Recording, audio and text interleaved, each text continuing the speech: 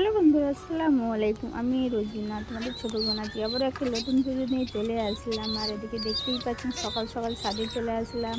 আর এইদিকে আমার লক্ষা কবুতরটি তার দুটো বেবিকে মাশাআল্লাহ কত সুন্দর করে খাওয়াচ্ছে।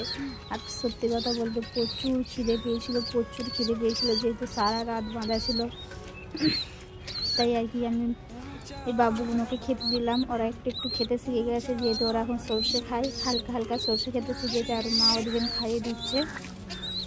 মাশাআল্লাহ কত সুন্দর করে খাওয়াচ্ছে। ওরা নিজেরা খায়, খেয়ে তারপরে হজম করে সেই খাবারটা আবার উগলে খাওয়ায়। আর এদিকে তার বাচ্চাগুলো কত সুন্দর পিছনে ঘোরাঘুরি করছে খাবে বলে। মাস লাগছে না, কত সুন্দর লাগছে। তাই ভাবলাম আমি ভিডিওটা করে তোমাদের শেয়ার করি।